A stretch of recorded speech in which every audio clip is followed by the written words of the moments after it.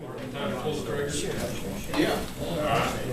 I'm going to call this meeting to order.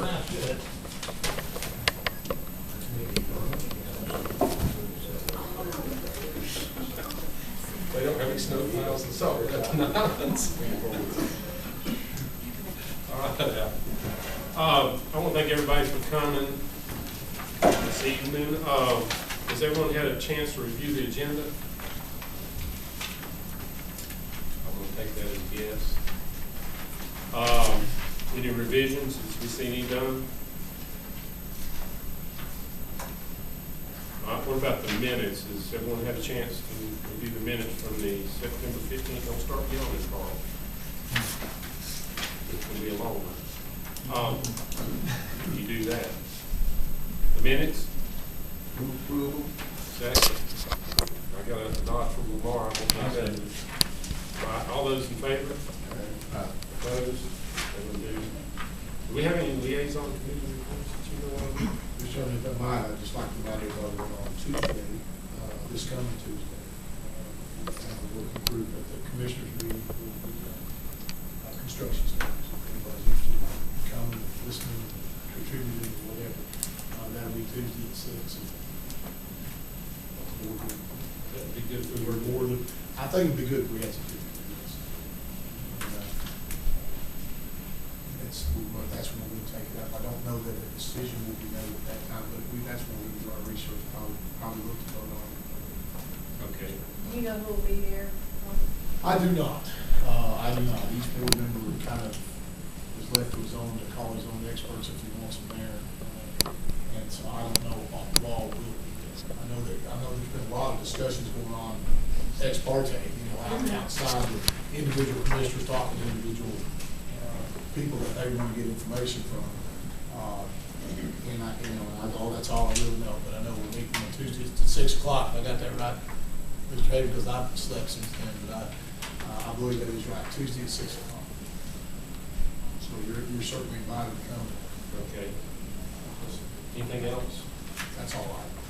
We talked about the ordinance. Oh, I had talked to the county manager about getting the ordinances back on. I don't know why they were taken off the internet, but we are working that. I will follow up tomorrow with him. He's had about 2 days since I talked to him, 3 days since I talked to him, so I'll follow up with him tomorrow, make sure our ordinances and those sorts of things that were on the website before they updated it are now not, and I don't know why, and we are still trying to get those back. I have in fact talked to the county manager since our last meeting, pushing that as hard as I can. I'm not going to have the technology right, put them on there myself, but they have that for action. Jack told me they want to. I said it's a matter of they're here, then they're gone, and that starts the confusion out there, and that's never good. Well, we had a discussion this morning with Board of Realtors, and the same kind of questions coming up about getting that stuff back online. Absolutely. It's a valuable tool. It is, and again, I'm mystified as to why they came off in the first place, but it certainly wasn't. It wasn't I got a secret, it was I screwed up probably, but we will get it back. The other thing we were going to check on was perhaps the legal review of the sanitation loan trust. Yes, and I think you'll see that begin as soon as the discussion on Tuesday night is over. That's what I've already talked to the county attorney about it, talked to the county manager about it. We like to see, since the logical location should any of them be approved or incorporated, seems to be that ordinance. It seems to me that we should put them in there and do it all. That was the problem. If in fact they go in, I have no guarantee. I'm one of 5, but if they should go in, we talked about the fact that there's that one and another one, and obviously the one we're looking at tonight, where some of those constructions might land, and we wanted to make that decision and then go on. So we have talked about it. That's what we kind of want. Anybody else? All right, moving on. One thing I'm going to throw in right now, I had I don't see the person here, news reporter called me this week about, y'all had a discussion on term limits. We did have a discussion. For board members. We did have a discussion. I didn't think to bring that up, because we kind of left that in limbo. There is a discussion amongst the board right now on term limits. We were asked, we tasked the county manager and Mr. Haven to help me out if I forget the ones we picked. But that night we talked about this board, we talked about the airport authority, we talked about the Board of Adjustment. Is that one of the ones? Yeah. We talked about a couple of others, but the tasking was, we need to go and check what the legal document is that governs the terms of the people on the various boards. Because if it comes down to us from, if it's one that the county commissioners created, then obviously we can change that, and that's what we'll discuss. If it's one that's dictated by the state, and the example I think, and we're still researching, is the airport authority. I believe that is a statute created by the General Assembly, and that will not be as easy to implement a term limit on. But that discussion, that's as far as that got, and the county manager is looking into selected boards and any others that he was called by any commissioner. That's kind of how we left it. Call the county manager, give him any other boards that you think need to be researched. We're going to research those boards, look and see what the governing document is. If the governing document is one controlled by the county commissioners, then we'll discuss that. If it's not controlled by the county commissioners, then we're probably going to have to live with the outside agency that runs the health boards. For an example, we can't touch that. ESS, same thing. We can't mess with those boards because those are statutory from the state General Assembly. We're not going to look at every single board. There are some boards that, quite honestly, to put it as bluntly as I can, are not controversial, are not ones that people are lined up to be on, and so therefore we're not, we're really not looking at those, and we're looking at several that were brought up by several commissioners to say we'd like to look at term limits on these boards. How will those term limits be implemented? Could not begin to tell you. What will those term limits be? Wouldn't even hazard a guess. It could be anything from 2 when you're gone to the governor term limits, 2 on, 1 off, 2 on, 1 off. Will it be 2 3s or 2 4s? And all those things were thrown around. None of them were decided. Lot of discussion, and I don't think there's any consensus on the board right now at all. And there were several people in the room that were there, and I think I speak the truth. There just was no consensus except to investigate which boards we could actually affect of the list that we have provided the county manager, and then come back and then discuss what those terms should look like, what those limits should look like, and how the real rub, and the one that's going to be real fun in my opinion, is how do you implement it? At what point do you start? How do you rotate into it? Because that'll be huge. So that's where we are, Mr. Chairman, and we don't. I would say that's as up in the air as perhaps swimming in Nanahill Lake. It's just one of those deals where we're in the middle of researching it, and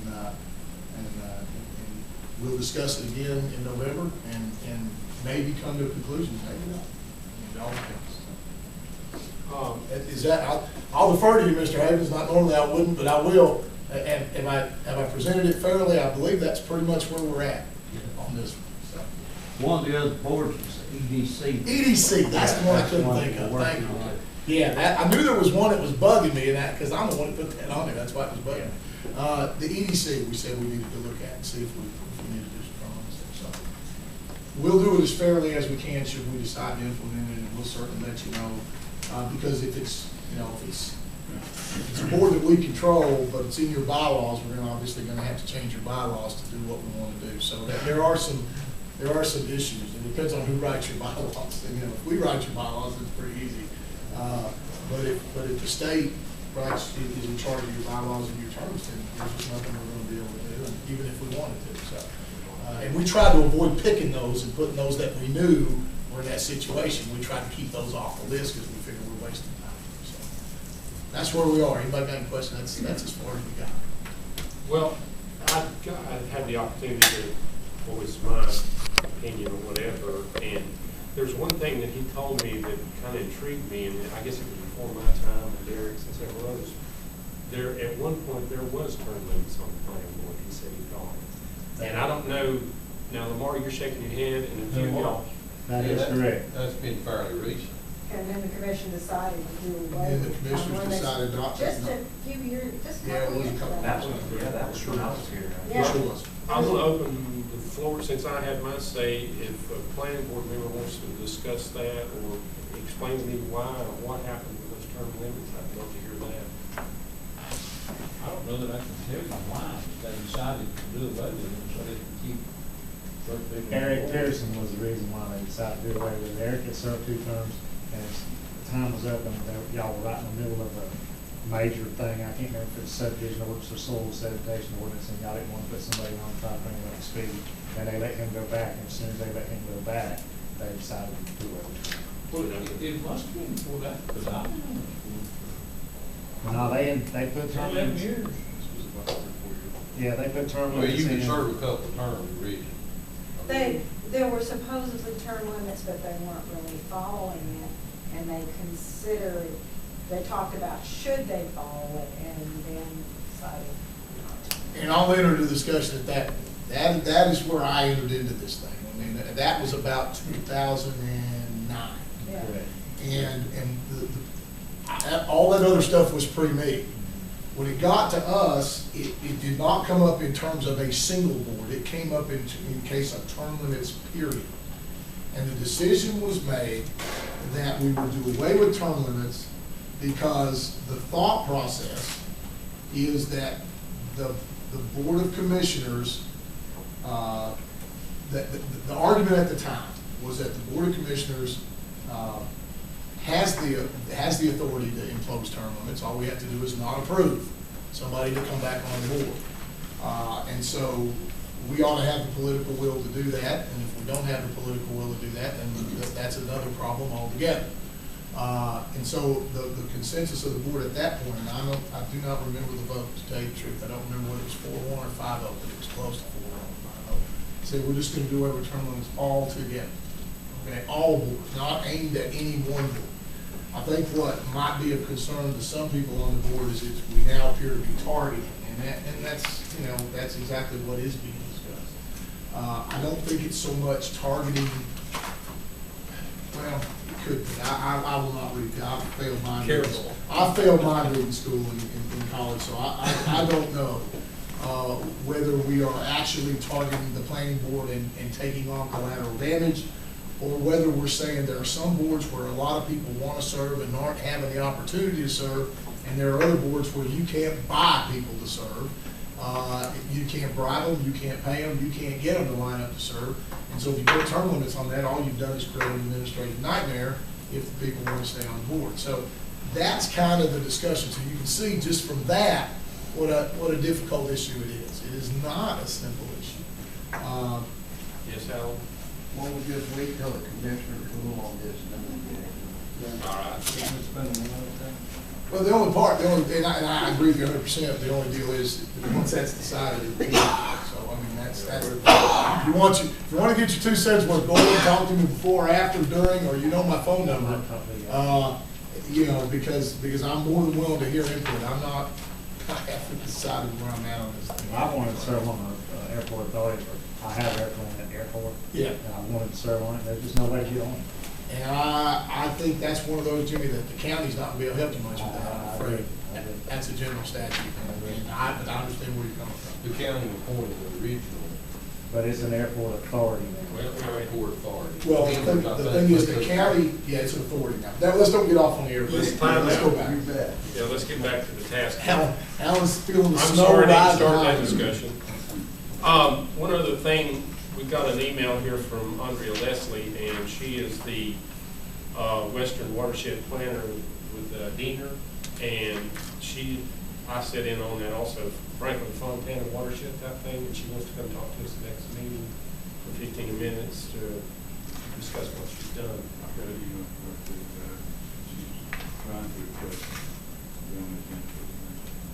Okay. All right, I just want to let y'all know about that. But now, I think Mr. Rowland is going to take the floor. If he's Yes, taken away. you'd be so kindly give it to me. No, it's, you know, this, the reason that this is such a controversial board is because we deal with such controversial stuff, and, you know, coming right off the slope ordinance, we're going right into another hot topic right now with the subdivision ordinance. And I think, you know, that we've always shown compromise, been able to come together and find some middle ground, sometimes not without battle scars, but we get through it and we eventually come to a final product in the end. And I think that's what we need to do here. I told you at the last meeting that I was going to put together folders of the subdivision ordinance, and these folders happen to be broke up into the major areas that we're seeing, that we're having some problems with from an administrative standpoint. And aside from the history tab, which you guys just wanted a rundown on the history, but these are representative of the large issues that the planning department is having some trouble with, and we feel like that if we address these issues, that when we get the big issues to come together, that it'll work out little stuff like definitions and lines that need to be changed here and there, and a word that needs to be changed. But we're doing this top-down approach and going to tackle the big issues. The first one is the history tab. The history tab, when I was going back through the history and looking at the history of how this subdivision ordinance came to be and how it developed, first of all, tracking it, I felt like I was in a Nancy Drew book, because it was, I mean, it was very convoluted. There was a change of legal counsel during this time period. It went to the commissioners multiple times, once in 2007, and then it came back to the planning board, where the tab for the file was called Ordinance Round 2. So it came back to the planning board for a second round in 2007, and then in 2008, the final product went to the county commissioners. And I found the minutes from March 4th of 2008. It was a continuation of the February 19th meeting, where this board approved to send the document they had to legal counsel and to the commission for review. Now, in this is also there's some motions in here that we had a lot of questions on. Did we leave this in there? Was that left in there? And I have the document. This is the one that was sent, draft 4 was sent to legal counsel. And that was the one that had the last round of things taken out. But there was a motion, like at this March 4th meeting right here, things like the grandfathering provision. There was a motion by the board to, when the subdivision ordinance was adopted, it will go into effect 90 days after the adoption date, thus eliminating the grandfathering provision. That motion was seconded and passed unanimously by the board. And that is one of the provisions that we are going to have a discussion on. And in leading into that, you can look at the history at your leisure. We'll move right on to the vested rights tab of your folder. And if you notice here, I've included the excerpt from the ordinance that you sent to the commissioners. Not the one that was changed, but this is the last one you guys had that includes the grandfathering provision. I have that included in there. Also, I have the discussion that this board had on Windsong development. And that's where this vested right issue boiled back up to the top again at our December 16th, 2010 meeting. And that since then, it's became a topic that many people have felt we need to discuss. So that's why I included these minutes in there, just as a reminder. Furthermore, I have the Jackson County Land Development Ordinance vested right ordinance. That's the land development ordinance, and below that is the Jackson County vested right ordinance. This is very unique. I spoke with the planner today over in Jackson County, Gerald Green. A little bit of history on this vested right ordinance that Jackson County put into effect. In 2007, if you remember, there was a moratorium put on development in Jackson County, put on subdivisions. They said no more subdivisions. They said no more subdivisions until we get an ordinance adopted. This vested right ordinance was put into effect in that time period between the moratorium and the adoption date of the subdivision ordinance. And what this vested right ordinance says is, if you bring in a plan, a letter, or you can meet the statutory definition of vested right, or you can meet the common law definition of vested right, which you have to prove, one, that you've incurred contractual obligations substantial in amount. Number two, these obligations or expenditures occurred in good faith. Number three, they were made in reasonable reliance on and after the issuance of a valid building permit. And number four, the amended or newly adopted ordinance is detriment to the party. That's key right there. The amended or newly adopted ordinance is detriment to the party. What they did on a larger scale, this vested period extended for 2 years.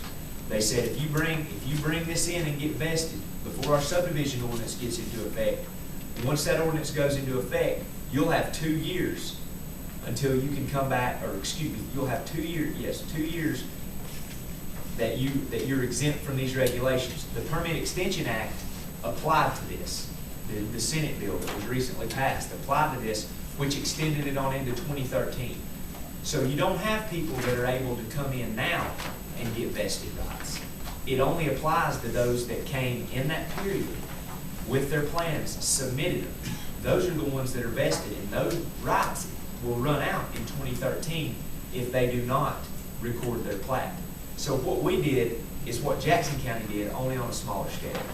We adopted the ordinance on one date, and the ordinance became effective on another date, essentially creating this, without the language, a period to gain vested rights. And that was what the board voted on, to remove the grandfathering provision and for the vested right to be that period from the time the ordinance was adopted until the time it went into effect. I think it was 90 days. So this is in here for discussion, and again, all this folder is to do is to get the discussion started. This is you guys' show. Next, we'll have the surety bonding discussion.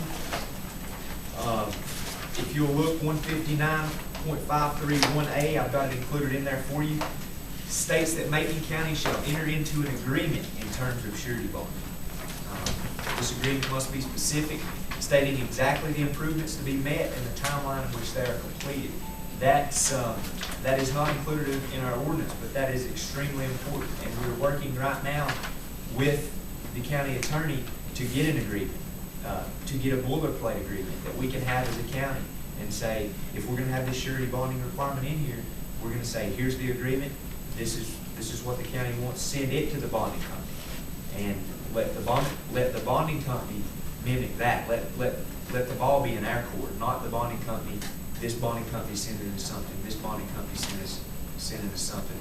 Get something uniform and effective that can be enforced equally throughout all parties coming wishing to get a surety bond via this ordinance. Next. Back up just a minute, Eric. You said that this document here, now where do you get, this is out of the subdivision ordinance? Yes. What did you say about it not being part of the ordinance? What I read was the agreement must be specific, stating exactly the improvements to be met. Mm-hmm. In this, if you'll read, it says right here, Macon shall enter into an agreement with the subdivider, where the subdivider shall agree to complete all required improvements. What we've got now is, we're entering into an agreement let's say the agreement's going to finish the pavement. We're going to finish the pavement. We're going to gravel them, or we're going to do whatever we got to do to get the roads brought up to the standards of the subdivision ordinance. But it's not specific. There's nothing in here that says that the bond has to be signed off on by an engineer. So where do the costs come from? There's plenty of ambiguity in there for us not to have any. It's not got It's not watertight. not watertight. Yes, sir. Did you ever get to talk to Orville? Yeah, Orville left me a message, and that's one thing where I would like to get some more opinions from attorneys on this. He told me that we needed to let the lawyers look this up. That was a legal thing that he said, you screw it up if you don't let the lawyers work it out. And I'm all agreeing. Yeah, because that is a pretty complicated thing, and it needs to be done right. And when we were doing that, I was under the impression that we were not finishing the subdivision, we were having to put up a bond to where whatever they had disturbed could be, you know, fixed to where it wouldn't wash away and it wouldn't It'd be stabilized. It'd be stabilized, and that's what the money was for, not to finish the subdivision. Now, maybe I misunderstood what we were doing, but that's what I thought we were trying to. Well, I remember the discussion about releasing certain parts of the bond as they continue to perform, but, you know, I think the discussion was, you know, they'll say you have paved road and all this stuff, and then you get a bond for it, and you release it, and then they're not obligated to finish it. I think that's what Never it's. does the county won't get into it. It seems to me like that ought to be between the developer and these people you sell it to.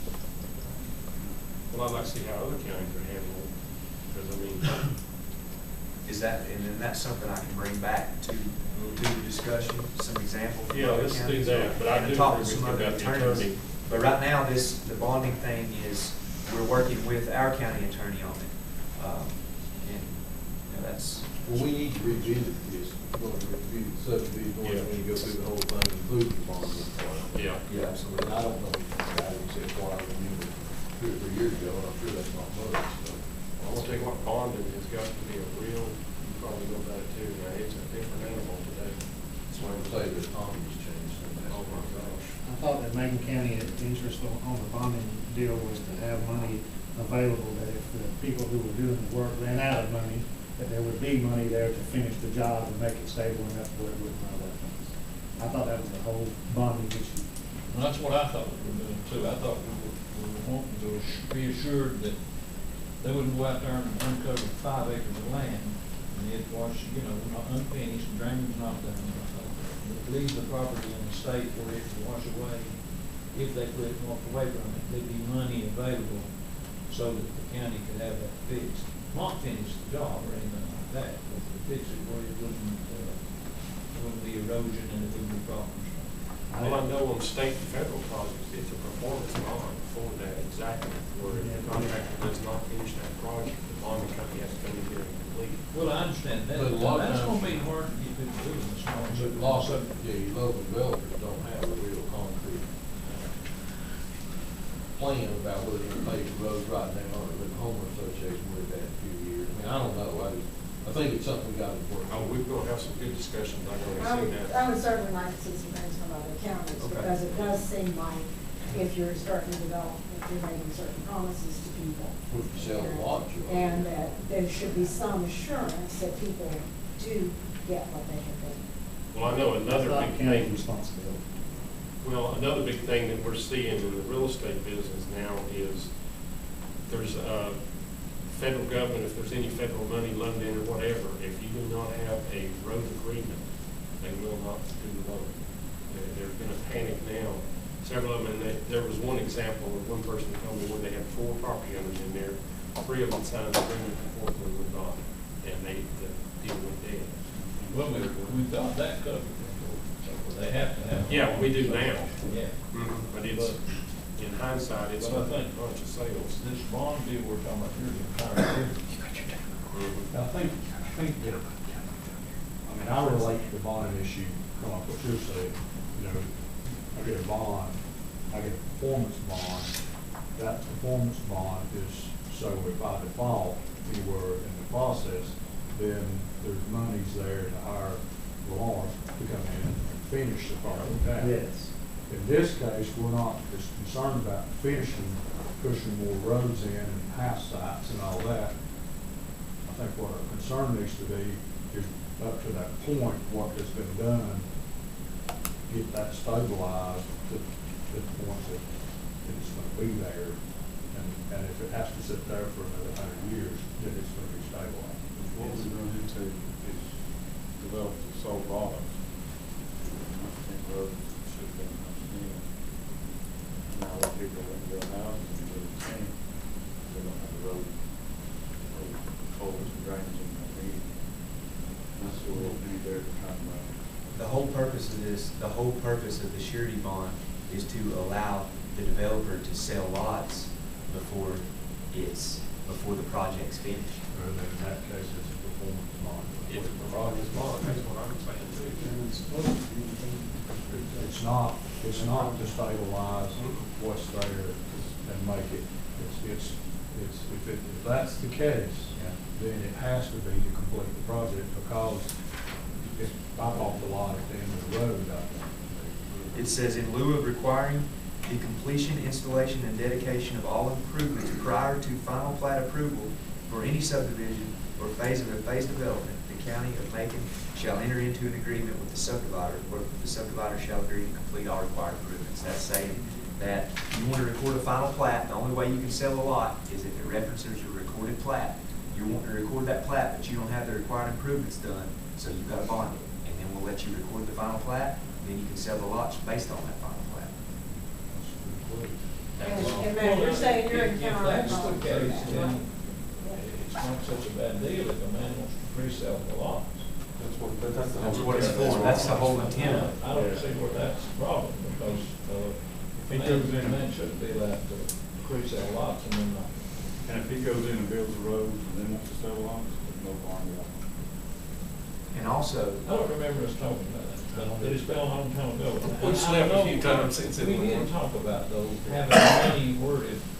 We've been several subdivisions that got started.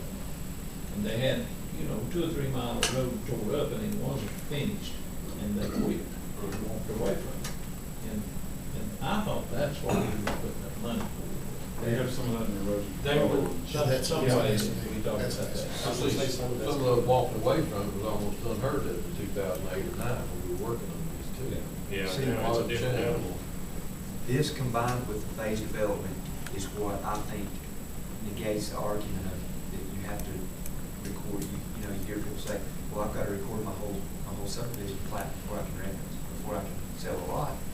And this combined with the phase development gives the developer the right, if he's got 300 acres and he wants to develop 20 of it into 15 lots, that he can do that. And he can go ahead and sell those lots, but he has to meet these standards.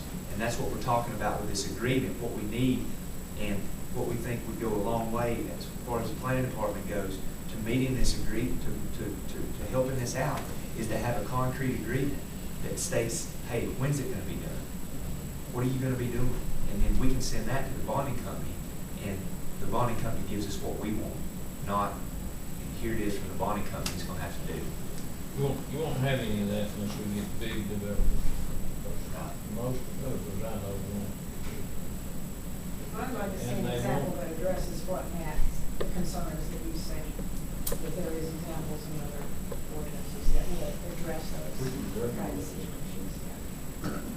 We'll try to get that agreement back to. You're gonna have to have all that stuff before you get a bond. Yeah. There's no bond company to issue a bond. Not this day around. We'll change it when we get to it. Right. I jumped in this morning on the bond. Moving right along, next is the design standards.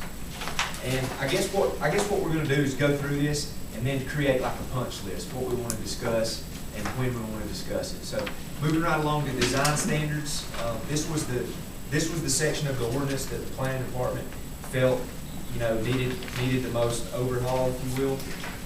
What we've been seeing today more than ever is that you've got situations where there's people out there that own 8 acres or 10 acres.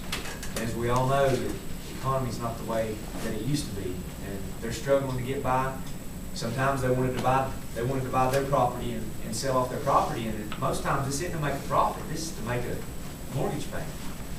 But we're seeing that kind of thing going on, and we're also seeing the roads within these major subdivisions. You've got your main artery road, the road that goes right through the subdivision and access the main thoroughfare, if you will. That road's 9 times out of 10, talking to surveyors and engineers, that's the road that's built on the best ground through the subdivision. Now you've got these little roads that stem off of the subdivision, off this main road, that try to go up to the top of these mountains and get your view lots. And a lot of times these aren't accommodating the high volume of lots. There's specific lots out of these little roads that these roads are trying to address. And currently we've got a 14-foot road requirement for all roads. whether it be in the minor subdivision of, you know, the land that's just trying to be cut out to sell a mortgage, to make a mortgage payment, or cut out to make a little bit on the real estate end. Right there, you've got the 14-foot requirement there, and you've got the 14-foot requirement to all roads in major subdivisions. So, you know, what we've seen is the problems that we're seeing with these roads, and the Slope Development Committee uncovered it too. Where the problem is at is in the field, that's the field slopes, compromised field slopes. These roads that spur off the main artery road, they're on the most compromised terrain. They're trying to get to the top of the mountain. That's where you're going to have your field slopes. That's where you're going to have the most compromised soil that you're putting the road on. So we said in these revisions here, for lots that serve 8 lots, for roads that serve 8 lots or less, let's lessen that width. We're already circumventing the North Carolina Fire Code from going to 20-foot roads going to 14-foot roads. So we said So the fire code requires 20-foot roads unless an alternative means is approved by the fire code official. And this alternative means, what we've got here, as we ran it by our fire inspector, and he's comfortable with it. But in going down to the 10-foot road, we're going to have turnouts, either at loss of sight or every 300 feet. There needs to be a turnout there so that it can accommodate emergency vehicle ingress and egress. But still, we're going to have, where these roads, we're going to try to emphasize and try to allow the developer to put more road on the cut slope and disperse less field. We've got a larger ditch requirement, a 2-foot ditch, and a smaller shoulder requirement, a 1-foot shoulder. But nonetheless, we're lessening the footprint of the road that's going to be going up that mountain if it serves less than 8 lots.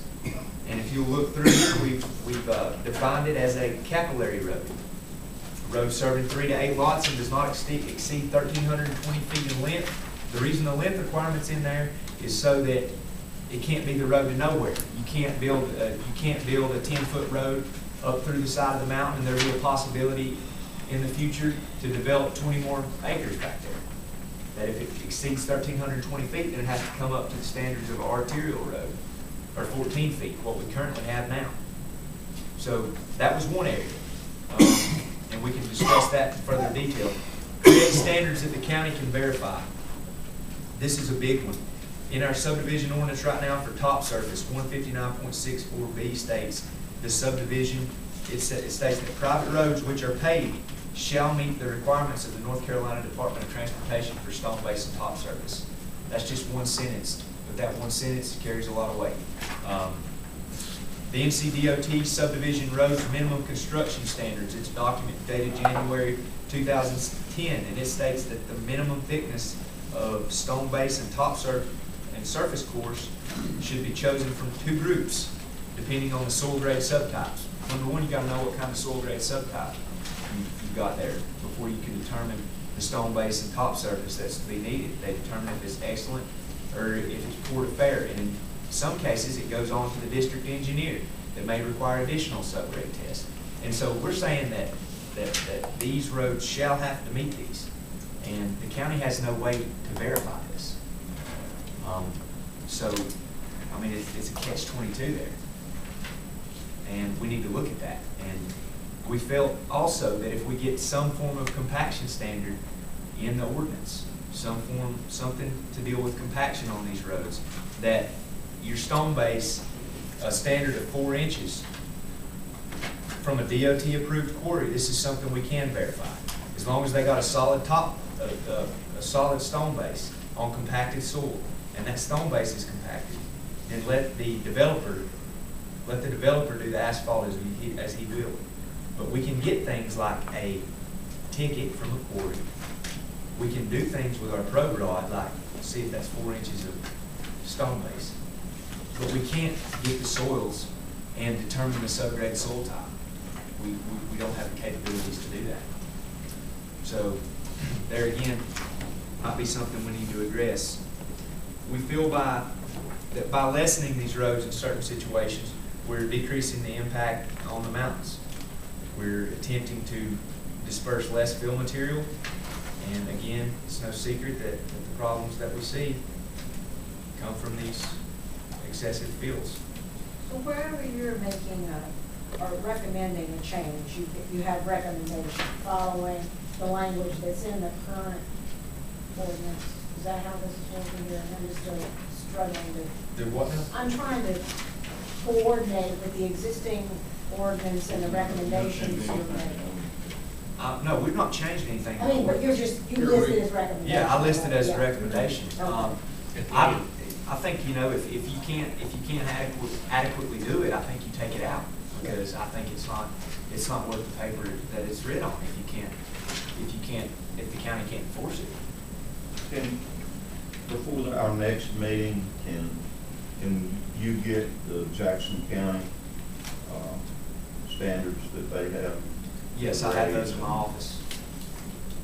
And put them in the book, or y'all make us hand I out? can get those. You know, I think you're right, if we did go through the assumption we need to get the road in such a condition that we're gonna take it over, I think we probably, I know the commission's been through that in the last week or two about certain roads that people won't pay for a right reason they can't get it. I think that probably happened about the time we were doing this back in 2008 or 9, so you're right about that. And that was an assumption I made. You know, we're requiring them to meet stone base and top surface, but we're not requiring them to meet width. It's got to be 18 Well, foot wide width for is the what DOT the to DOT take it over. Yeah. Yeah. Right of way, it's got to have at least a 40-foot right of way, 18 foot wide. It's got to meet grade requirements. It can't exceed a certain grade. So we've got all this other stuff that we're circumventing, but we're saying you got to meet the requirement for stone base and top surface if you're gonna pave it, which. At one point, on the slope committee, we talked about possibly acquiring for the county the equipment that would measure the compaction relatively economically. Do you still think that's a good idea? That's discussed. That'll certainly be discussed on Tuesday. Okay, just some other highlights from this design standards section before we move along. Compaction. What page are you on, Derek? I'm just under the design standards section. It should be page 4 in that section. I'm going the wrong way. There you go. Yeah. Page 19, what I got. Page 4, you want to count them I'm up? counting 4 in this section. It says compaction at the top. Okay. Got 3 from the back of that section. I got it. And then again, all I'm trying to do is just hit the high spots. We'll go back. I'm trying to keep up with you in here now. Right. Currently, in our ordinance for compaction, it requires that the county administer 2 compaction tests, one for the road and one for adjacent land, and it refers here to single ordinance, and that is the compaction requirement, compaction of field under road standards. Just to summarize it briefly, it requires 2 compaction tests. It's the opinion of the planning department that, again, we have an unenforceable requirement here. We have no compaction equipment. Again, I allude to the fact that the assumption was this provision was probably put in to allow the DOT to take this road over. And there again, if we're not meeting minimum standards elsewhere, then why are we meeting it here? The recommendations from the department is for a third-party verification for compaction. Acceptable Proctor and density test as certified by the design professional. What gets tested? Compaction standards, if properly set, will allow the developer to decide on his own whether it is economically feasible to haul dirt from the site, as he would be putting the majority of the road on a cut slope, or creating greater fill slope, which must be compacted. The recommendations are below. So, you know, on a narrower road, the 10-foot road, you're going to be hauling more dirt out of there if you're not creating that fill. But if you leave it there and you've got a big fill slope, then we'd like to see it compacted. So that's just a decision that would be left up to the developer in that situation. But if you bring the fill slopes up and it's relative lifts and down the road, you're not having any trouble with that fill slope. If it's good material, there might be some places. Well, the key word there is good material. Saprolite, you've got a problem. And the issue I see within the mountains is it changes. I mean, in 200 feet, the soil can change just like that. I know that, and I've watched this all my life. But if you're going to put these requirements in, then the only way you're going to be able to do this is put inspectors out there to see. That's That's why we went to the third party. Or they're gonna have to hire somebody. And what you gotta stop thinking about here is, do you ever want any more road to it? Well, we want roads built that compacted on. Well, most of the ones I've seen have problem weren't compacted properly. Most of the roads you've seen have a problem because the track over and the dirt was pushed over and it wasn't compacted. And then you do have a problem, and that's been done in places, and it shouldn't have been done.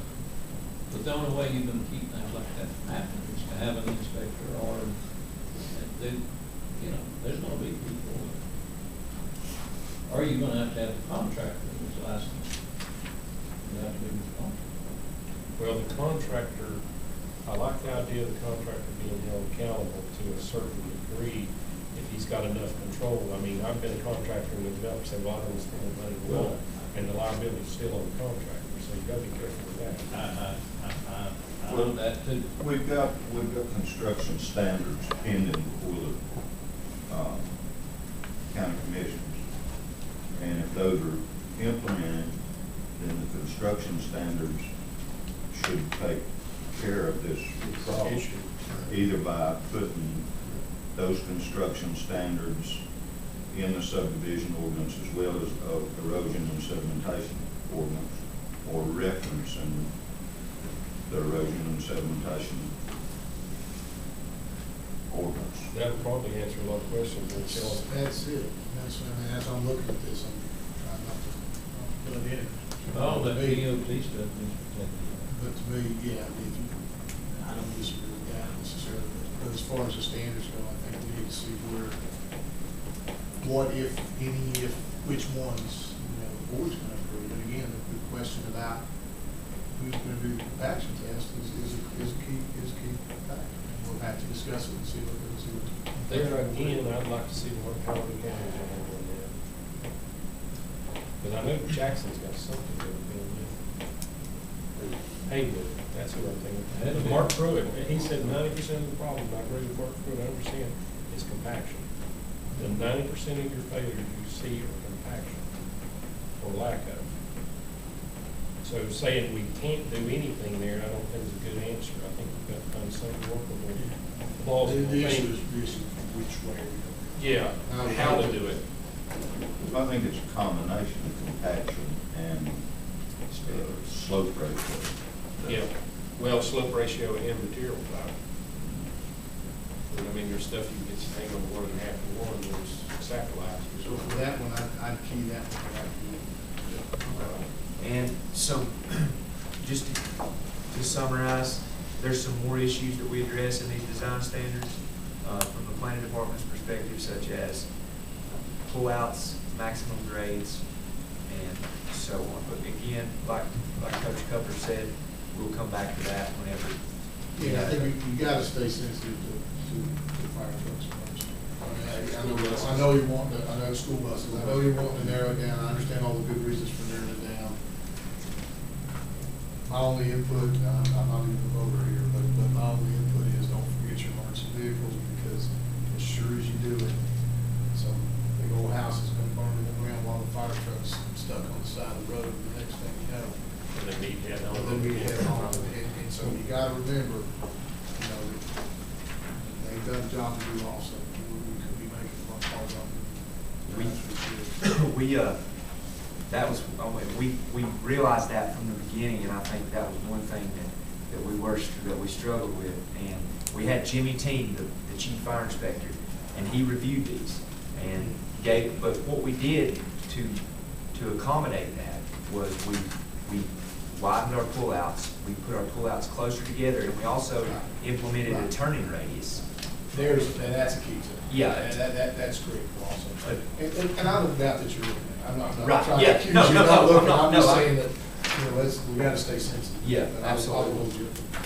And when we get to the design standards, we'll go over the turning radius. We've a turn that's 90 degrees or less, or excuse me, a turn that's 90 degrees or in that way, less, I guess.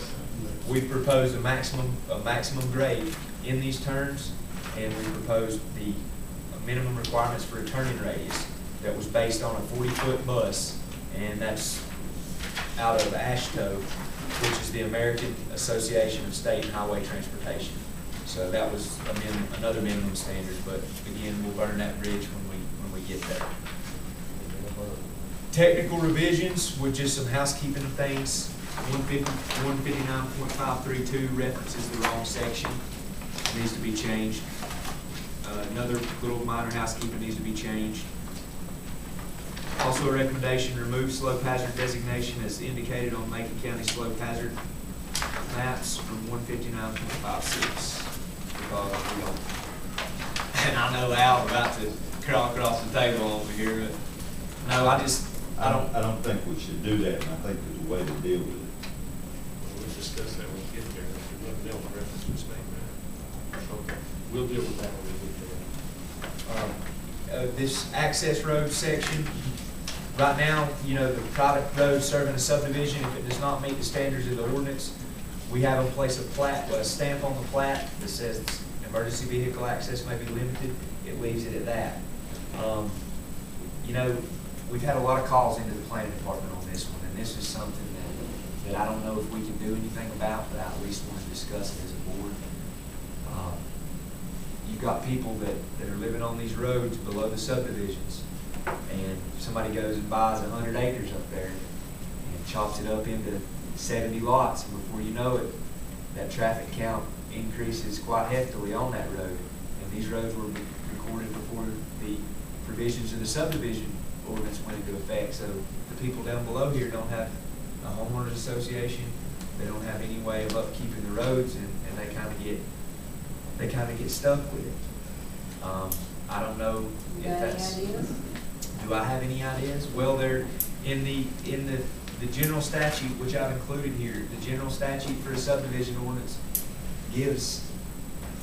It doesn't really allude to that. Until I speak with an attorney in depth about this, I don't feel comfortable saying my idea. And I don't want to read my idea again in the paper. Oh my gosh! Who came up with that? No, but I would like to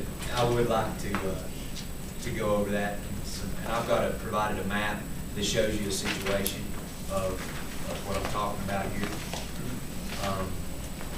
This is one situation. This is just an example. Say that on the edge of your paper there was the well, that's a correct description. Yeah, on the far right edge where you just see the little line. Say that's 100 acres back through there. And say that road, Forest Cove Road, again, it's just an example, leads to that. These people that are along it, they have no recourse if they weren't if they didn't have a homeowners association. A lot of times you don't, because it wasn't required to have it. So then lastly, there's other items for discussion. This comes, I know Al's already got with me a couple times on some issues dealing with water. I don't have that matter. Oh, really? No. Okay. We'll have to do something about that. What did you say? He doesn't have the map. Oh, It's not a big deal, I got the book right here. Has it got it in? Yes. Just swap the books. That's what we do. You made an executive decision. Except for I Jimmy. don't make all kind of notes in this. I'll just walk the Based page. off that. I can't help you there.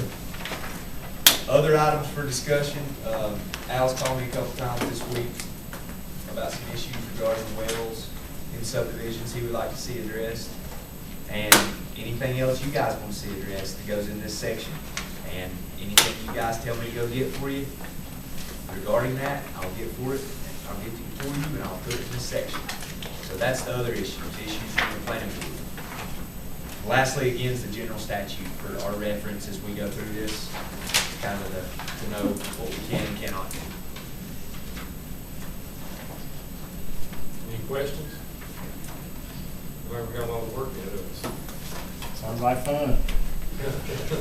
I don't know about your definition. That's why you get the big bucks, Jimmy. Sounds like we're starting moving. That's why we Well, get the one big bucks. suggestion I'd like to make is anyone sends a recommendation into Derek, if we could get all emailed on that, because it might stimulate a thought process for the rest of us.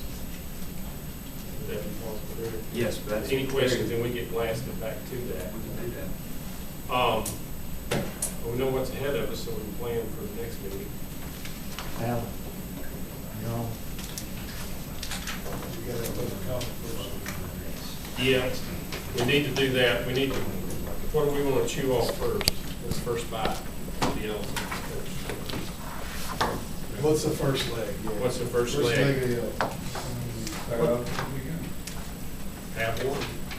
We Vested rights? Start the month and go back, I guess. All right. Vested rights. Yeah, I Vested think rights vested will be rights on. is a really good place to start. That'll be a good discussion. What we ought to do is have at least two on the agenda each time to where we get through one, we can proceed. But as Derek was saying, with the ordinance being set in at a certain date and it came into effect at another certain date, which I don't know what those dates are, the vested rights thing is no issue. It's done. Well, we could, I think that as many people from the community that have taken issue with it, I think that it's a rabbit we at least need to run and see. But what can we do? I mean, if you. I don't know, that's what I'm gonna find out. I'll find We out. don't know, but I think it's kind of, Jimmy, it's kind of like the 300 signatures from NL Lake. You know, as many people have raised this as an issue, I think it will owe them the time to see if there is, you know, see if there is any wiggle room at all to try to mitigate, if we can, as much of the pain as they may be feeling. I don't take issue with what you just said. I think your options may in fact be limited. I don't know, I'm not smart enough to know, but I think we owe them a discussion. I really think. I got no problem with discussing Yeah. this. I would like to know if we do have an option. Yeah, that's what we need to find out, and I'm not sure that we do, but I'm not, that's why we have 11 people on the planning board still. Derek, can you find us out? Yes, sir. Can you find out what the options are? I can, I'll get in contact with the school though.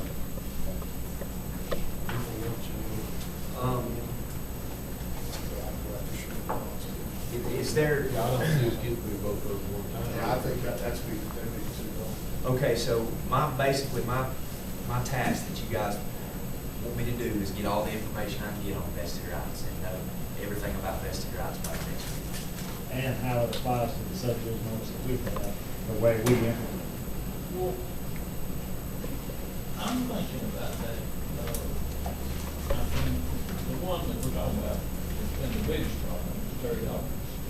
So, That's always been us. he, Let's come to this point. he had a lot sold in that subdivision. For the plat, before the subdivision ordinance went to place. What he had was, when the subdivision ordinance went into place, he had sold a lot out of that subdivision. He had the remaining 86 acres. Yeah, but he had roads built and he had all that started. So it seems to me like he should have invested. But there was no vested rights in our ordinance. Well, when did Chester say vested rights according to the state? Well, there's vested rights.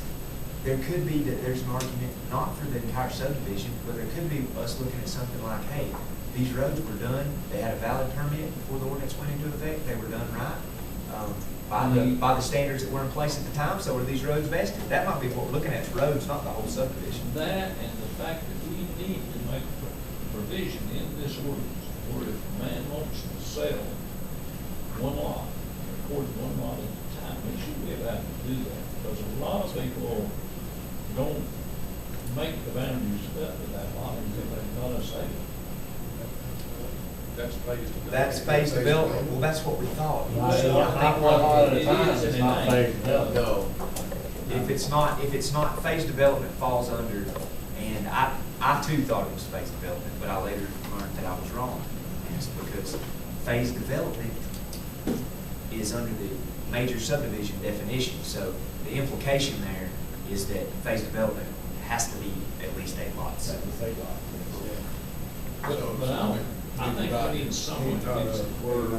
Well, Man can sell one lot at a time. Well, let's get into that discussion once we get more So information. because the we're bottom line is we do have something to talk about. Yeah, we've got plenty to talk about. If he can On do that that, subject. then the vested rights issue will go out the window, because he had it. You're saying, But what we got to be careful about though is, We've had all these discussions before. there are too I many can other say that. complications Thanks, y'all do. that are going to show up sooner or later. We got to think this through a little bit more than how to solve that. Yeah. Well, I know, but that's gonna be a major problem on a lot of subdivisions. Yeah, if you start going one lot at a time, they're gonna circumvent this whole issue. They're gonna circumvent the whole No, ordinance. I don't think so, Kenny. I believe you can do it without circumventing. Well, Well, my concern is if you're giving him a blank slate, and he throws a road in, and now all of a sudden there's 5 times what he talked about. And that's entirely possible on that one piece of property. Well, he And he could make 8,000 foot lots out of that whole thing. And that road will no longer be capable of supporting that. So there's gotta be some limitations put on when that kind of a subdivision is approved. Or else it's circumventing. If you've got 100 acres and you want to subdivide it, and you build the roads to the subdivision standards, and then you don't choose to actually record a plat of all them lots, you just want to do one lot and you sell it. I don't see where you're circumventing anything. why would you want to just record one plot at a time? A lot of people do that. I'll give you I'll give you a good reason. Because if you record 5 lots, each lot is gonna be taxed as an individual property. That's correct. And that's what, you're working both sides against the middle, is what you're doing. It's my understanding that the Most of mine in your pocket. tax department is going to increase the value, even though those lots are not recorded if they're shown. Or the intent is to. Yeah, but if it's not recorded, it's not happening. You still got We've had this discussion. Well, I think blank slate. maybe we ought to ask Mr. Lott. Yeah, that's what we're just talking about. I'll get Leitner in to come to one of these meetings. Why don't we Or get, just get a statement. Well, there Just are numerous subdivisions that were recorded in the last 2 or 3 years that he does not have parcel value. Oh, yeah. So I don't think the tax issue is part of it. And I don't think a lot of people I know that's done it was to evade anything like that. It's just because it's the way they want to do it. They want to configure the lots that they're going to buy. well, in some of these bigger subdivisions, you got somebody wants an acre lot, you got somebody else wants a 3 acre lot, so if I go all that expense, subdivide the lots, and that's around, what I'll just do is I can get them sold, so you go out, pick out a spot, and I'll survey out whatever you think you want, and we'll go from there. That's the way we've done it. We've also got the issue, addition of roads, some of these people have made substantial improvements in water, sewer, and electricity. They got other improvements besides the roads, so, I think you got that to do with it too, as far as Now, this.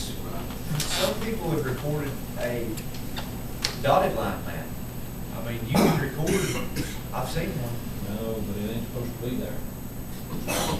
It ain't. You know, they're supposed to be finished and monumented before that plat is used. If anybody's doing that, they're in risky business, so that. I could say, I could guess that you haven't got any of your stamp on it. I wouldn't touch it either. It's just, you just can't do that. The board won't let you do it. So, Well, let's stop this discussion now, because we'll do another one, and Alan's 4 minutes over now. Before you leave, Alan, though, is there anybody that the public wants to make comments? Yes, ma'am. Would you introduce yourself, please? Yes, I'm Christina Oliver. This is my husband, Bruce. And this conversation is very pertinent to us because we bought a lot in Diamond Falls Estates. And we were in phase 2, which is one of the first developments that was covered under the new subdivision ordinance. At the time we bought our lot, there was construction in progress, and we were told a lot of things would be finished later. As far as assurance for that being finished, we were told that we had assurance because Macon County held a bond on the improvements. We relied on that and probably would not have bought if it hadn't been for the fact that we knew, or we felt like we could rely on the government more so than the developer, even though we had done due diligence and tried to research the developer. Well, it turned out that the developer that was listed as the developer really wasn't the developer. And other people represented themselves as developers, but they weren't the developer. The developer is a very murky issue in this situation. We have no homeowners association meeting, despite the fact that there's a homeowners association meeting called for in the bylaws. We can't find anybody to express our concerns to.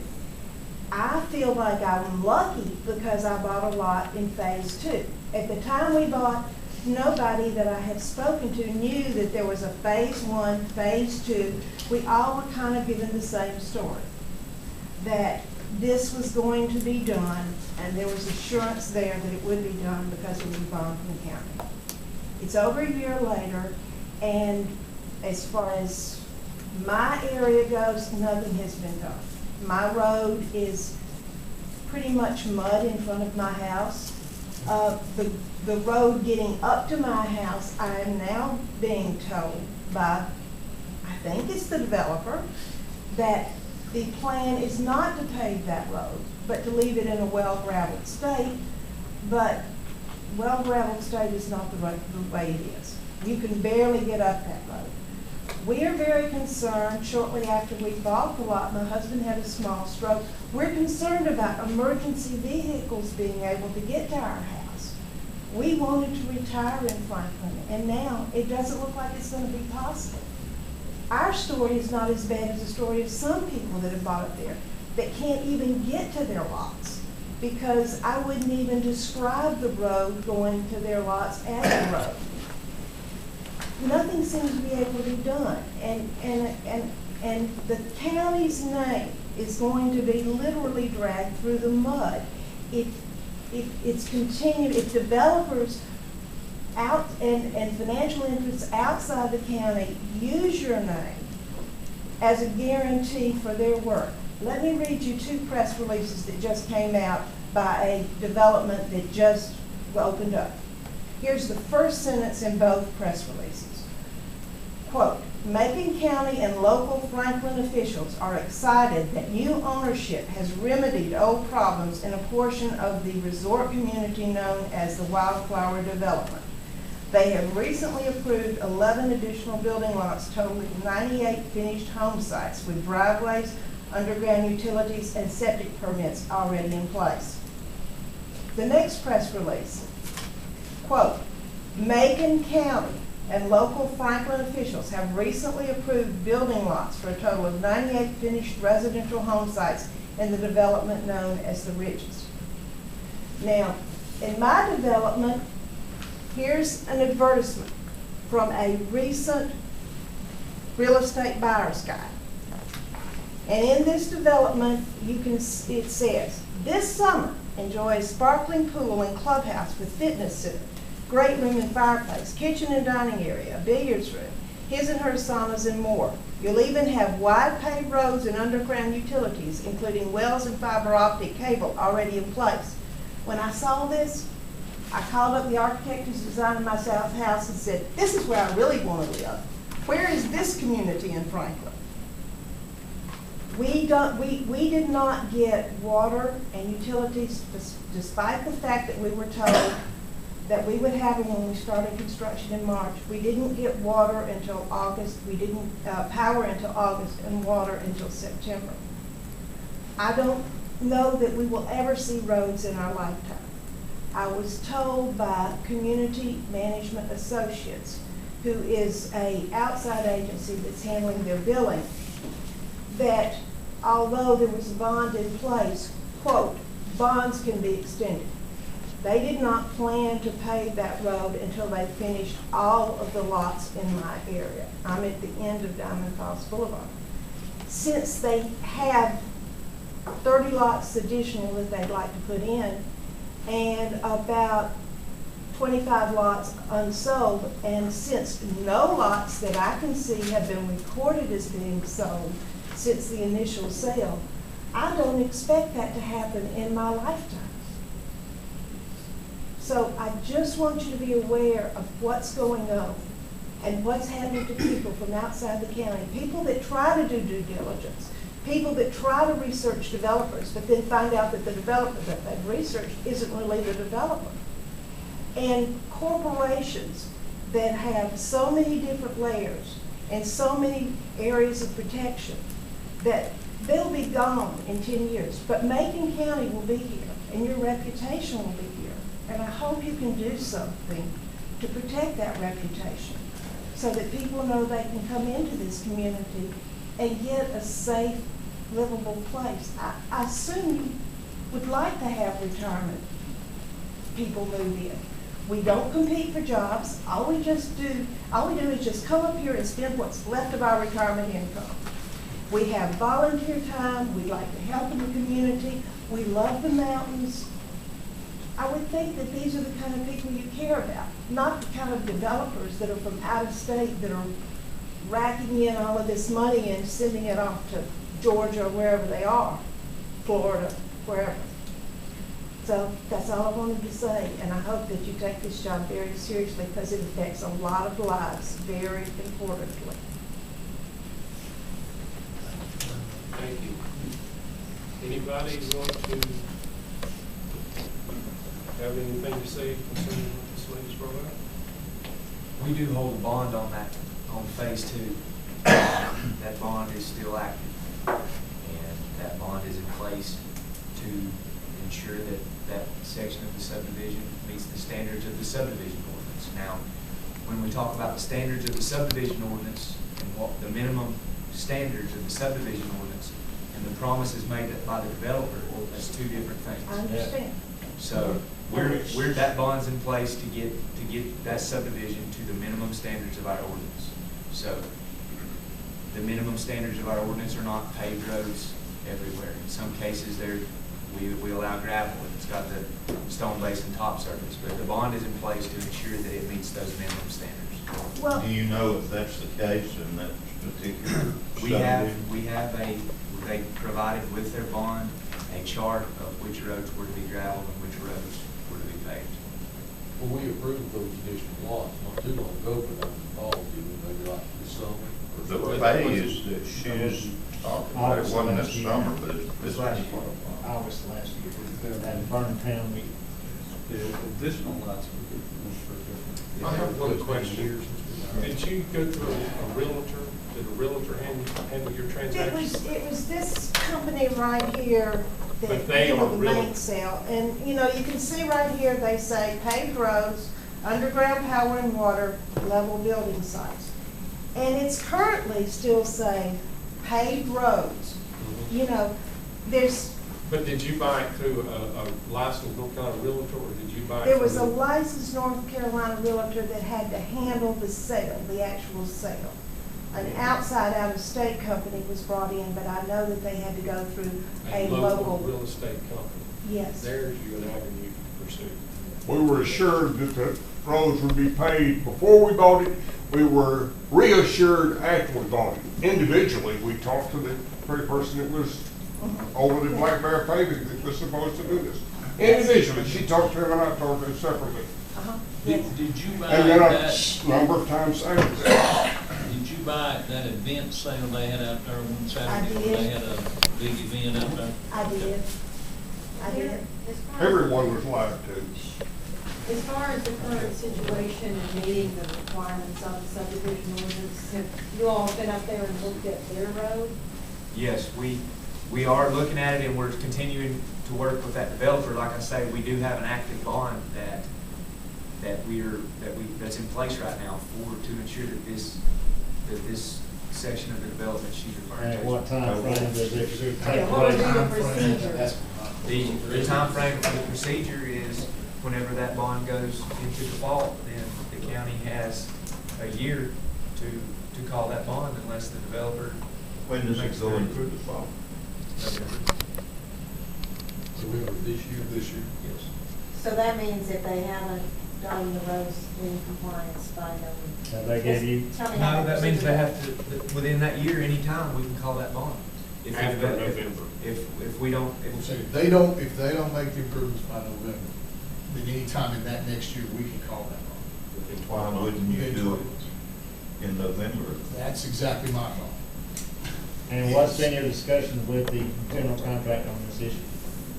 was there any discussion with the general We have a meeting with the general contractor Monday to discuss this issue. So we don't know where he's moving. Not at this time. Is there more than one residence currently affected, more than one family who's bought a lot and has the same problem? We've had, yeah, several calls, but some of the calls are in phase one, which are not covered under the subdivision ordinance. That was started before the subdivision. Let me answer this, as follows what we're talking about. I guess there's three, Yep. suppose the developer comes in and says, I'm not getting along on this as well as fast as I want to extend the bond for a year. We would be able to do that. We haven't had that situation arise. No, but what would we do? I would go to the county attorney. Yeah, I think we need to look real hard at that most of it. But you know, most of these things don't evolve as quickly as people think it's going to when they're trying to sell the lots. I mean, I don't think that as a subdivision ordinance that we're trying to regulate building contractors in any way other than to make sure that the roads and the lots are done the way we want them to do. We can't regulate whether they say they're gonna pave the road and they don't do it. I mean, we're not. Well, trying the to do issue that. I've got is, in what she read in that advertisement, she quoted Macon. That's false advertisement. Exactly, So so she where can go and sue those people. well, now, can the county not call their hand on it? Don't know. was that a news article or an advertisement? The county's a What, public figure. this is an No, advertisement. where you started out Where I reading Macon quoted County. about, this was in this press release, it's been all over the internet, a press release that was, I imagine, issued by the people that are developing the ridges. It's been quoted in Yeah, where's the region? Yeah, where is the Ridges? Wildflower. The Ridges. Ridges, Wildflower, Wildflower. that's the new name. It's the Okay, but what's the same. Ridges, what does the Ridges have to do with your? The subdivision? same developer that's doing the Ridges. ridges is managing Diamond Falls Estates. Okay, thank you. Okay, one other suggestion, and I strongly recommend that you do this. I would, tomorrow morning, I would get in touch with the North Carolina Real Estate Commission, and I would have them, I would bring up who sold that to you, Yeah. the people you've talked to, and sick those dogs on them. Yeah. that'd be Because that's your, something. right now, from where I'm standing, what little I know about real estate and everything else, your best avenue is going to be the North Carolina Real Estate Commission. Because if a licensed North Carolina realtor is participating in that, there's certain standards that they have to abide by. I agree that we can't regulate the, Whether they get the full field up. salespeople or even the builders. But I think what we have an opportunity to do is get some standards Yeah. that are reasonable standards Which is what the that subdivision ordinance. help to protect folks like this that are coming into Macon County. And I totally agree with her that, you know, we want those folks to come into Macon County, and we don't want those folks to go back to where they're from and say, don't go to Macon County. No, I agree with that 100%. Yeah, we've got to, and there again, I keep saying, we've got to be cautious and not dumb down the lowest denominator. We need to keep raising this bar up. If we're gonna continue to get people to retire here to do that, and that's our industry. I mean, we need to wake up and smell the coffee. That's where we make our money here. And if this continues to go on, it's not gonna happen. Let me just say this, Derek, if you're meeting at 8:30 with Chester and the developer, I'd like a phone call sometime on that. I'd like to know about that, because we're meeting on Tuesday. And by gosh, this is not right. We can't regulate, Jimmy. I don't disagree with you at all. Yeah, it makes me What mad. ain't right ain't right. I agree. You know, we gotta discourage it. We gotta at least bark loud enough I that agree. somebody's afraid of the dog. I agree. You know, I mean, it's just, it's not right. I think we And it's have- not the only time it's happened. It's just, these are the only people with enough courage to come talk to us. And I'll I put my hand commend in you. it. And you ask how many people, I can name you 5 or 6 that are at the point of taking legal action. And it's been hard to find them because they won't put our names on the website. They won't have, the website has a place for a directory of lot owners, but they won't put the names up there. So we have to try to go around various ways and try to find who each other is. But the ones I've been able to find, because some people bought some lots from Birmingham, they all feel just like me. I got a letter from one here, if you'd like to see it, from somebody else. Can I give you some And advice? most of them won't plan on moving here. Yeah. The county has a GIS website, and you can go and bring up the whole Diamond Falls, and go to each individual lot, and it will tell you who owns every single one. Hold on one I second. did it on the deed, I did the deed search. So you have, Excuse me. One second. Alan's got his thing to do. We're going to adjourn, but this discussion continue after we adjourn. We don't have to leave, we're just gonna. Yeah, we're just, move we adjourn. and I think Carl has seconded that motion. Is there anybody? Thank you all. I feel for you. I know what you're going through.